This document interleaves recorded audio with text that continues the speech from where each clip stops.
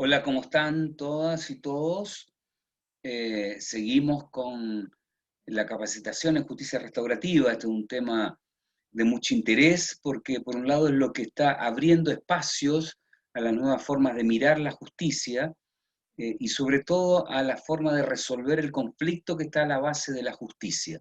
Voy a compartir pantalla eh, porque me interesa de alguna manera también poder ver algunos puntos. Habíamos visto para este módulo hablar de técnicas restaurativas eh, y quería compartirle algunas de las ideas sobre esto, ¿no? O sea, la justicia y las técnicas restaurativas, el desafío para Chile.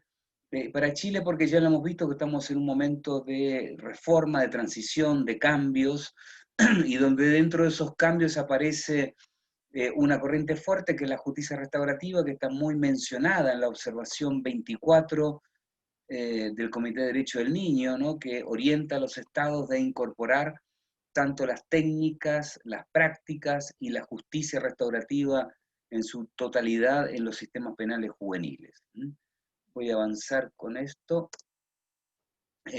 Señalar y retomando lo que ya hemos visto en estas materias, pero que lo que diferencia un poco el sistema de justicia tradicional o retributivo, o los sistemas de justicia que se requieren en un Estado de Derecho, ¿no? Que implica de que el ciudadano cuando se ve afectado en alguno de sus derechos, donde es víctima de un hurto, una contravención, delito, etcétera, lo que se espera que es el Estado que reaccione para evitar la venganza interminable, ¿no? O sea, un poco lo que plantea Girard, el filósofo francés, que dice que el derecho penal se constituye allí donde se requiere evitar el ojo por ojo, el diente por diente, donde el ciudadano le entrega la capacidad al Estado para que reaccione en nombre de uno por aquel bien público que se ha visto afectado, ¿no? Desde los bienes materiales, la vida, etcétera, ¿no? O sea, el delito es algo que lo construye la comunidad, ¿no? Es un elemento construido por la sociedad que es aquello que no se tolera y que requiere un reproche. Por lo tanto, el derecho penal tradicional, que también se requiere como piso básico de las democracias, ¿no? Se requiere determinar qué es delito, cuál es aquella conducta que va a ser reprochable, que no se tolera, quién es el sujeto que la comete, ¿no? Por lo tanto se va a identificar y se le va a denominar el delincuente o el sujeto actor del hecho delictivo, ¿no? Y se va a determinar cuál es el castigo que le compete por haber cometido, por ser actor de ese delito, ¿no? Entonces, el derecho penal tradicional y el derecho penal juvenil, con algunos matices en la finalidad, va a resolver esta ecuación, ¿no? O sea, el delito, el delincuente y el castigo. Y la justicia restaurativa un poco lo que propone es abordar el conflicto que está a la base del delito que el derecho tradicional no lo resuelve, ¿no? O sea, donde se va afectado víctima ofensor, se va afectado una comunidad, ¿no? Nos vemos todos afectados por el crimen, que lo vemos no solo en la televisión, sino que es real.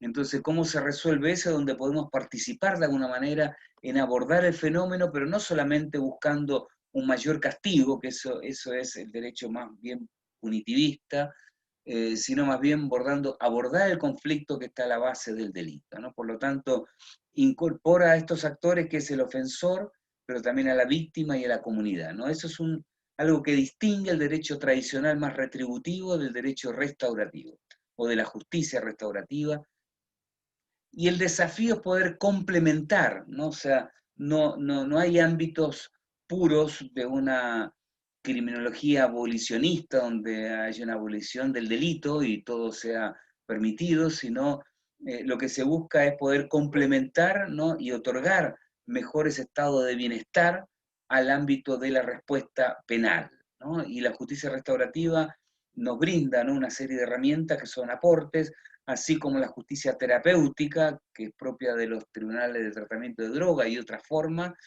y también el enfoque del desistimiento, que también lo hemos conversado en otras oportunidades. O sea, la justicia restaurativa, retomando un poco lo que ya hemos visto, es una forma de pensar la justicia, ¿no? O sea, es un poco como cambiar la mirada, es como mirar el sistema del sistema, ¿no? Mirar el sistema del sistema, es que en el sistema hay un conflicto, y este sistema del sistema lo que busca es abordarlo, resolverlo, y no solamente aplicar tabla rasa y resolver el castigo proporcional, objetivo, con todas las garantías de un debido proceso, sino también abordar el conflicto para avanzar hacia una paz social, ¿no?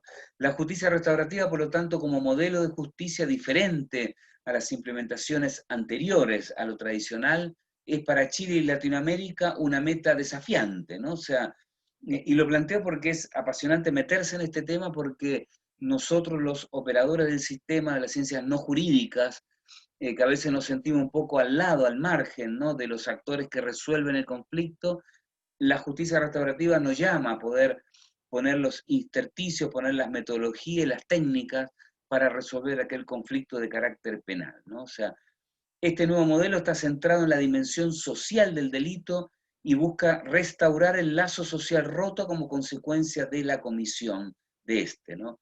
Y la víctima juega un papel preponderante dentro del proceso, en que el ofensor debe comprender qué consecuencias tuvieron sus hechos, responsabilizarse de estos y de esta forma procurar la reconciliación entre ambos y con la sociedad, ¿no? O sea, con la comunidad, por lo tanto, reparar aquel daño causado. Siempre es importante el resguardo de los derechos y de las garantías, ¿no? O sea, siempre es importante que el Estado va a reaccionar frente al ofensor o al actor del delito, y por lo tanto hay que ponerle un contrapeso, como son las defensorías penales públicas, pero también, si uno quiere hacer justicia restaurativa, resguardar también las necesidades de venganza que hay desde la víctima hacia el ofensor, ¿no? Por lo tanto, dentro del resguardo de las garantías, ¿no? Los orígenes, se ha escrito mucho sobre esto, están las comunidades indígenas de países como Australia, Nueva Zelanda, ¿no?, las comunidades maoríes en Canadá, Estados Unidos, pero también en comunidades andinas, y por eso lo resalto, porque es importante que las formas tradicionales de justicia en las que era posible identificar ciertos elementos restaurativos también la encontramos en América Latina, en nuestros países originarios.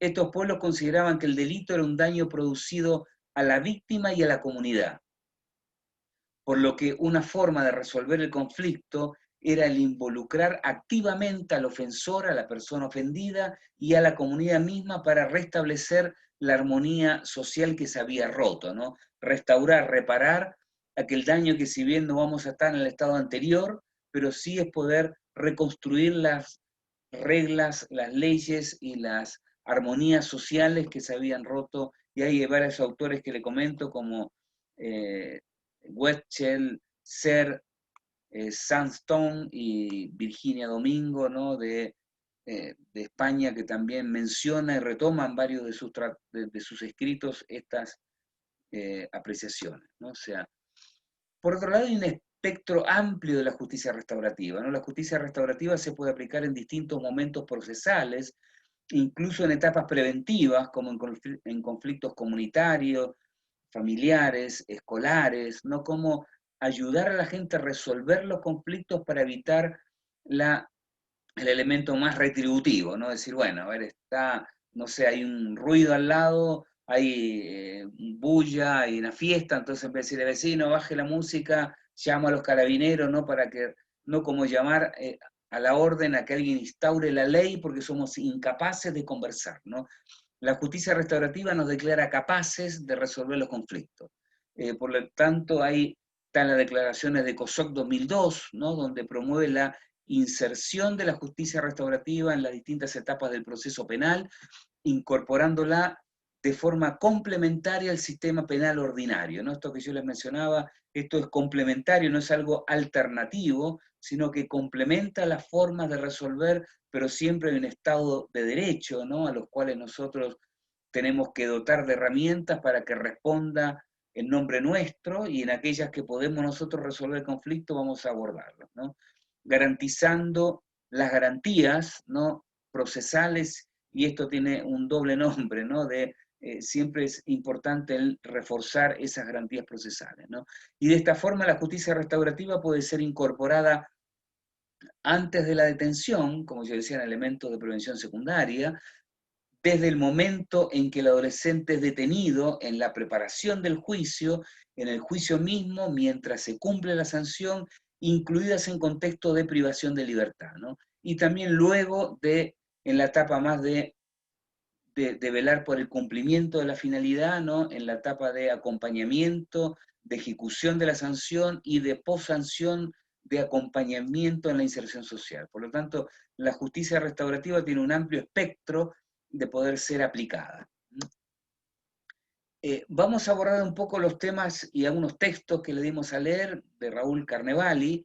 Él es docente, un doctor en Derecho de la Universidad de Talca, que ha participado en un proyecto anillo que con distintos proyectos FONDEF de la Universidad de Talca, la Universidad de San Sebastián y otras, que después vamos a trabajar algo sobre Alejandra Díaz de la Universidad de San Sebastián, han desarrollado, ¿no?, propuestas también de resoluciones alternativas a los conflictos, ¿no? Por lo tanto, las MAS son mecanismos alternativos, ¿no?, de soluciones del conflicto, también se llaman RAC como resolución alterna del conflicto. Hay algunos atributos que se le da a esto y es apostar, ¿no?, a que no sea solamente todo el aparataje del derecho penal que resuelva, sino que hay otros ámbitos comunitarios y hay experiencia importante.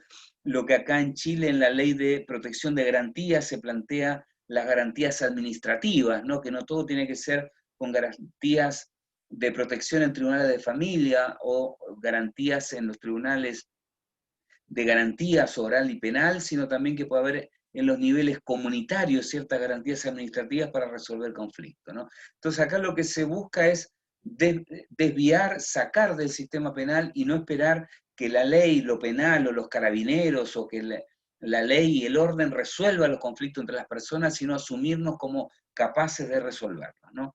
Raúl Carnevali nos dice, en los mecanismos alternativos de resolución de conflicto en la justicia penal hay desconfianza, ¿no?, la de justicia tradicional, porque hay desconfianza que las penas son bajas, que la puerta es giratoria, los que están afectos y que son víctimas del ámbito más de la persecución, también es un elemento muy estigmatizante para los sujetos que se empiezan a incluir en el ámbito del conflicto con la ley. Actualmente genera el sistema retributivo y por la escasa atención que se presta a la víctima. Bueno, la víctima es algo descuidado, incluso que fue una promesa de la reforma procesal penal, sin embargo la víctima generalmente está olvidada, ¿no? Dado que la relación se centra esencialmente entre el Estado, que representa aquel bien público que se ha afectado y va a reaccionar frente al autor del delito, ¿no? Acá ponen unos ejemplos, desarrollan un texto corto, pero en el caso colombiano, y le quiero contar una experiencia, ¿no? Por ejemplo, el Tribunal Constitucional de Colombia ha afirmado que los mecanismos alternativos de resolución de conflictos no pueden ser interpretados solamente como una forma de descongestión del aparato de justicia, o sea, enviar la bagatela para allá, sino también y principalmente como un instrumento de participación de la sociedad civil en los asuntos que los afectan, ¿no? Por lo tanto, que pone los mecanismos de resolución de conflicto en un nivel no solamente para enviar la bagatela, sino para resolver conflictos más complejos, ¿no? El caso colombiano tenemos y conocemos, ¿no?, un estado de un conflicto de violencia de más de 50 años, ¿no?, que no solamente están las FARC o el ELN, ¿no?, como grupos guerrilleros, el Estado, ¿no?, los militares, los paramilitares, el narcotráfico. Por lo tanto, es un país que está muy cruzado por niveles de violencia y por estados fallidos, sobre todo en el ámbito de la justicia, ¿no? Por lo tanto, han explorado muchas formas alternativas, ¿no? Y entre eso está el proceso de paz que se firmó en La Habana con el presidente Santos, el presidente anterior, ¿no?, donde lo que buscaba era buscar formas alternativas y resolver, ¿no?, una guerra de más de 50 años y que en el momento actual tampoco tiene ribetes claros hacia dónde va y cuáles son los fines en un Estado de derecho, ¿no?, como es el Estado colombiano. Por lo tanto, se ha explorado, por ejemplo, me tocó a mí participar en el proceso de paz, invitado por la Universidad Nacional de Colombia, en toda la zona de los llanos colombianos, la zona del Arauca, límite con Venezuela, donde eran territorio de la FARC, donde se empezaron a instalar instancias como en las casas de justicia, que son casas del ámbito comunitario, centros comunitarios, donde se fueron capacitando gente para lo que se llama la conciliación, ¿no? Conciliación restaurativa en conflictos que se dan en esos contextos donde no hay credibilidad al Estado natural de derecho, que es el derecho penal tradicional, o los jueces, los fiscales, las policías. Por lo tanto, se instalan conciliadores en equidad, que son agentes de la comunidad, justicia comunitaria, ¿no? Donde se empiezan a resolver conflictos, ¿no? Las casas de justicia también resuelven conflictos que se dan en territorios más de zonas industriales, ¿no? En las escuelas, conflictos escolares.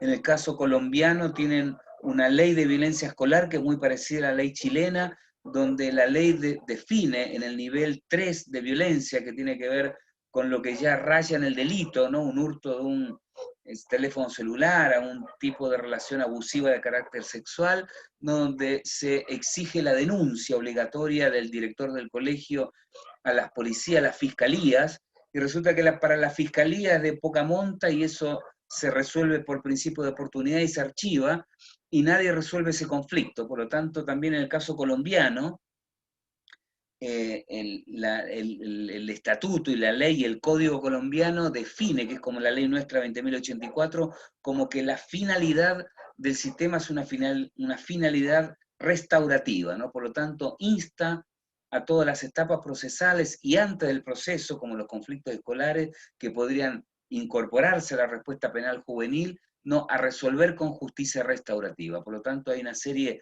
de herramientas, de tratados, ¿no? Y de buenas prácticas que se ha avanzado en el caso colombiano, y ahí Raúl Carnevali cita, ¿no? Un mecanismo del Tribunal Constitucional, que eso es anterior del 2001, pero también se va ampliando, ¿no? A ampliar las formas de resolución del conflicto con mecanismos alternativos, ¿no? O sea,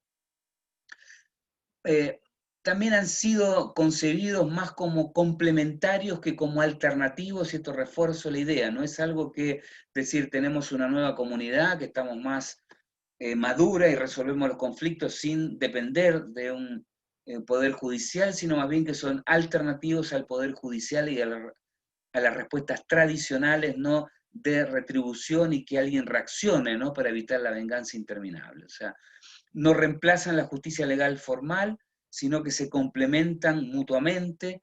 La razón de su institución no ha de ser meramente instrumental, sino que también basada en razones y consideraciones valóricas y normativas. Esto nos plantea Alejandra Díaz Udé de la Universidad de San Sebastián. También ha colaborado con Opción en varias capacitaciones. No menoscaban el derecho ciudadano a acudir a los tribunales, y el Estado debiera continuar haciendo esfuerzos para que la justicia legal formal sea efectivamente accesible a los ciudadanos que pertenecen a grupos o sectores más vulnerables, que ahí donde está el acceso a la justicia, donde se ve que los grupos más vulnerables en Chile, desde la brecha de las desigualdades, también no tienen acceso a la justicia, ¿no? O para las causas consideradas menores o de menor cuantía, ¿no?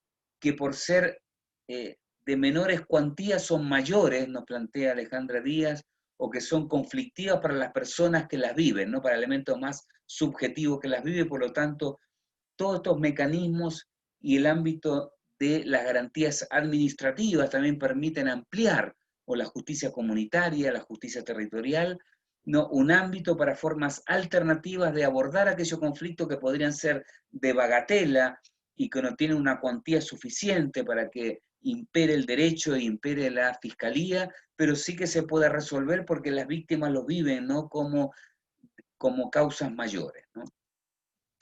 La justicia restaurativa y Cole y Westchell nos plantean, ¿no? Como distintos tipos y formas de justicia restaurativa. Yo después de este cuadrito le voy a mostrar algunas formas.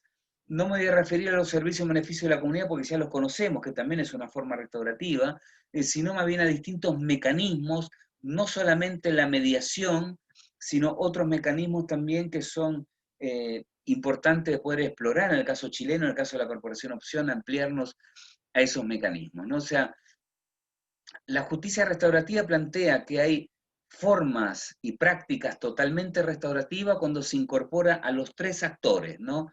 A la víctima, al ofensor y a la comunidad en resolver el conflicto, ¿no? Que tiene una naturaleza de carácter penal, ¿no? Entonces va a decir que es completamente restaurativo aquellas prácticas, metodologías que incorpora a los tres actores, ¿no? Va a decir que es mayormente restaurativo cuando incorpora a dos de estos actores, ¿no? Víctima-ofensor, ofensor y la comunidad, por ejemplo, con servicio en beneficio de la comunidad, con enfoque restaurativo, o procesos de mediación, conciliación entre víctima y ofensor, eso va a estar en esa figura azul, celeste, que tiene que ver con que es mayormente restaurativo, ¿no? Y aquellos que son parcialmente restaurativos cuando se trabaja con uno de estos tres actores buscando reparar el daño causado o buscar responsabilizar con algunas reparaciones simbólicas hacia la víctima, con trabajo con los ofensores, como lo trabajamos, por ejemplo, en los casos de delito sexual, que se trabaja con el ofensor, pero terminamos haciendo una reconciliación simbólica y una reparación simbólica hacia la víctima, ¿no? Por lo tanto, esos son programas parcialmente restaurativos, ¿no? La idea es tratar de volcarnos hacia las conferencias de grupos familiares, los círculos de paz y las reuniones restaurativas donde podemos involucrar a los tres actores, y voy a presentarle principalmente estas prácticas. También se distingue lo que son prácticas restaurativas de enfoques restaurativos o modelos restaurativos o aquello que se puede determinar, por ejemplo, como en el caso chileno, como una de las salidas alternativas, el acuerdo reparatorio que podría meditar una mediación víctima-ofensor, ¿no? Acá una de las prácticas son las conversaciones restaurativas, ¿no?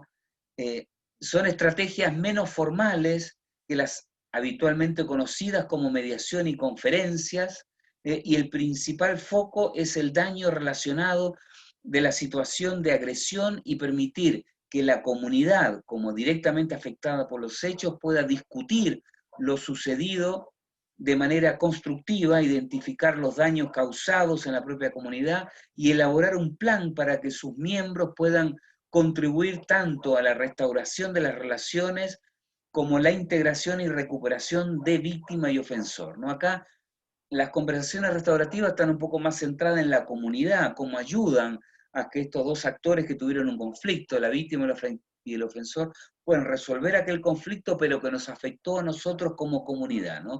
Entonces las conversaciones restaurativas están más centradas en la comunidad, que involucran a los actores principales del conflicto.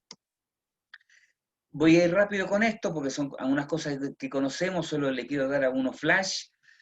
La mediación víctima y ofensor, que es lo más propio de la mediación penal. Conocemos las técnicas de mediación, o las técnicas de mediación abordan para que de manera genuina y que sean voluntarias, tanto el ofensor con la víctima puedan participar de un encuentro, que puedan resolver el conflicto y que el ofensor pueda reparar a la víctima, que la víctima sienta escuchada cuál fue aquello que motivó a elegirme a mí como víctima, que son muchas de las necesidades que tienen las víctimas, y por lo tanto estos diálogos o encuentros restaurativos, que también se los llama, son formas de resolver el conflicto con un mediador, que es una persona equidistante en los intereses de la víctima y el ofensor, pero sobre todo resguardando la integridad y la seguridad de la víctima para que no se sienta revictimizada, y también resguardar los intereses del ofensor para que no haya venganza de la víctima hacia el ofensor, ¿no? Entonces, estos son los procesos que en el contexto chileno lo tenemos en lo que es el acuerdo reparatorio como una salida alternativa previa a la declaración de culpabilidad. También la podemos ejecutar dentro de la suspensión condicional del proceso a prueba como la condición de reparar el daño causado, y podemos promover procesos de mediación víctima-ofensor, y también en el contexto que no ha prosperado mucho en la sanción de reparación del daño, de poder acercarnos, ¿no?, hacia la víctima y el ofensor y poder hacer un proceso de mediación. Lo hemos hecho en los programas de servicio en beneficio de la comunidad, en el caso de la región de Maule, ¿no? Entre el 2010 y 2013, y eso no ha prosperado mucho, pero también son espacios, instituciones normativas que nos permitiría meter este dispositivo y esta metodología restaurativa, ¿no? Ampliando un poco más el espectro de algo que conocemos menos, por ejemplo, las conferencias familiares, y acá vamos a ver de dos tipos, la conferencia familiar australiana y la conferencia familiar de Nueva Zelanda, que tienen una distinción, pero que en el caso chileno no hemos abordado aún esto y que pueden ser herramientas importantes de explorar, ¿no? Por un lado, en las conferencias familiares, todas las partes afectadas por un delito pueden tener participación en el proceso, ¿no?, de toma de decisiones para decidir la mejor manera de resolver el daño causado. Un elemento fundamental de este modelo es que el centro de la toma de decisiones radica en la familia, por lo tanto que la noción de empoderamiento de la familia y de sus miembros es central, ¿no? Acá, sobre todo en las comunidades maoríes de Nueva Zelanda y también en Australia, donde el derecho penal tradicional cede eso y da un espacio a que las familias que se han visto involucradas con un delito puedan resolver el conflicto, se vela por las garantías, que no haya venganza de unos hacia otros, pero también se da ese espacio para que se pueda resolver y traer después al fuero eh, más penal, digamos, ese acuerdo que se ha tenido entre las familias, ¿no? O sea, se recomienda para cuándo, para cuando se crea que el involucramiento y empoderamiento familiar es de vital importancia para el caso y cuando la situación ha tenido repercusiones relevantes en la comunidad en la cual se produjo. Por ejemplo, en la comunidad escolar. Nosotros hemos trabajado desde los programas PCA de salida alternativa en conflictos escolares donde se ven afectados no solamente la víctima y el ofensor, sino también las familias y las familias también como apoderados de una comunidad escolar. Por lo tanto, hemos desarrollado conferencias familiares o conferencias o círculos de justicia restaurativa, que lo voy a explicar después, que tiene que ver esto de ampliar no solamente víctima-ofensor, sino también a las familias que se han visto afectadas por el hecho. Voy a avanzar un poquito. Conferencias familiares grupales, acá algunas distinciones mínimas, que es el caso de Nueva Zelanda, donde se ofrecen diferentes momentos del procedimiento penal en las distintas etapas procesales, que no se da en el caso australiano, que lo vamos a ver después. Se trata con delitos más serios, o sea, en delitos serios también eso se resuelve y, digamos, renuncia al derecho penal tradicional y lo envía a conferencias familiares. La policía representa también a la sociedad, y una policía comunitaria que representa de una manera a la sociedad que se ha visto afectada y participa también de estos círculos, no con el rol más persecutor o controlador o de reaccionar frente al delito, sino para buscando resolver aquel conflicto. El abogado puede estar presente o no, un abogado que representa a las partes. El ofensor y familia tienen un tiempo privado para deliberar internamente y después volver al grupo con la otra familia y con la víctima, ¿no? Y no se utiliza un guión, o sea, no está pautada la forma de resolver este conflicto, ¿no? A diferencia de las que se dan en Australia, que tienen un origen similar, ¿no? O sea, tiene un carácter de diversificación, o sea, se utilizan en las etapas de desviación, más parecido a lo que hacemos nosotros, como suspensión condicional, acuerdo reparatorio, no se da en las etapas más avanzadas, se trata con delitos menores, la policía puede ser un facilitador o no, no hay abogados presentes en el caso australiano, no hay tiempos privados para el ofensor, sino se va hacia el encuentro, y sí se utiliza un guión que está claramente pautado, ¿no? Entonces también se resuelven de formas un poco distintas en la metodología, pero abordan de manera hasta las conferencias restaurativas como conferencias familiares que aún no tenemos acá en Chile. Los círculos de paz es otra forma también de resolver y de justicia restaurativa. Se inicia inspirado en la tradición indígena norteamericana, la cual asume desde la cosmovisión, ¿no? Desde su cosmovisión de ver el conflicto, ¿no? Como puntos de partida, la conexión que existe entre los seres humanos y la comunidad, ¿no? O sea, hay un ámbito de cosmovisiones un poco más parecido por ahí a nuestra cultura más originaria mapuche, ¿no? Donde hay una resolución del conflicto, ¿no? En la comunidad, donde el lonco en la comunidad mapuche tiene un rol preponderante en resolver estos conflictos. Acá esto se toma de las tradiciones indígenas norteamericanas, donde también hay una cosmovisión similar, ¿no? la invitación se abre a todas las personas que pueden tener algo que decir en relación a la ofensa, ¿no? No es solamente ofensor-víctima o con la comunidad o familiar, sino que se abre esto, ¿no? La preparación de un círculo de paz comienza con consultar con víctimas y ofensores sobre su disponibilidad para participar, por lo tanto es voluntario. Con ello se debe discutir la lista de posibles personas a quien yo quiero invitar, quien es significativo para mí desde mi cosmovisión para resolver el conflicto y por lo tanto se hable, ¿no? Se debe formar parte del círculo y ayudarlos a hacer una lluvia de ideas sobre qué personas pueden hacer una contribución relevante para este conflicto. Dado que el número de integrantes de cada círculo puede ser extenso, este modelo se apoya usualmente en un instrumento para hablar, ¿no? Se va pasando, y esto viene de la tradición norteamericana, que se llama Talking Piece, ¿no? Que es como un amuleto, algo que se va pasando, un pedazo de madera, un tótem, que se va pasando a aquel que va a hablar, ¿no? Entonces yo hablo y ese tótem de alguna manera me hace ser parte de esta comunidad, de esta cosmovisión, y le paso, ¿no? Al otro y le doy el dote al otro de poder hablar en nombre de la comunidad, ¿no? Por lo tanto, tiene una ritualidad importante y es la forma de dar la palabra al otro, ¿no? Desde acá veríamos desde el constructivismo, ¿no? Un poco como lo que nos dice Maturana, ¿no? El ver al otro como legítimo otro, como desde el lenguaje y el lenguajear podemos construir una realidad y resolver una realidad que se ha roto a partir de un delito, ¿no? Entonces estas son prácticas interesantes a poder implementar, ¿no? Se recomienda cuando existen múltiples víctimas ofensores en el caso, el conflicto ocurrió entre grupos al interior de un grupo, cuando el conflicto afectó de manera significativa a personas no consideradas víctimas oficiales, por ejemplo, en una comunidad escolar, hay un conflicto que afecta al resto de la comunidad, por más que eh, no son personas directamente involucradas en el conflicto, cuando las víctimas y ofensores están dispuestos a involucrar a otras personas en el proceso. Círculos de reconocimiento.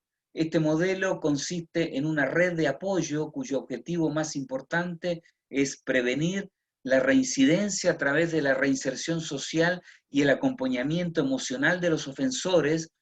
Sus dos lemas más importantes son no más víctimas y nadie es dispensable, ¿no? O sea, acá hay un tema importante que tiene que ver estas comunidades de apoyo y acompañamiento, más bien post-sanción, hacia los ofensores, hacia los adolescentes en el caso nuestro. Algunas distinciones que nos plantean acá es a través de un círculo de voluntarios que desean formar parte de la red social de apoyo de un ofensor y que lo acompañan con frecuencias semanales o pueden ser quincenales, mensuales. Por lo tanto, hay una red de apoyo que acompaña a este adolescente a reforzar ciertos aspectos, ¿no? Para apoyarlos en la inclusión social en la etapa ya post-sanción principalmente. El objetivo del círculo de reconocimiento es promover una experiencia positiva de relación interpersonal y apoyo grupal, nos plantea Chapman y Murray. Pete Chapman tiene muchas publicaciones, ha estado acá en Chile acompañándonos también a nosotros, ¿no? O sea, voy a salir de dejar de compartir pantalla. Solamente acá era para dar un flash de distintas formas. La justicia restaurativa no es solamente la mediación, no es solamente los servicios y beneficios de la comunidad, sino hay otra multiplicidad de formas y es el desafío que tenemos para Chile y para Latinoamérica. Y lo dejo invitado a poder leer estos textos cortos. Vamos a tener un encuentro virtual sincrónico que vamos a invitar también a una persona para poder darnos sus testimonios locales, regionales, para poder avanzar y también dejarlos invitados y motivados para poder innovar con este tipo de técnicas. Muchas gracias y nos vemos en la clase sincrónica.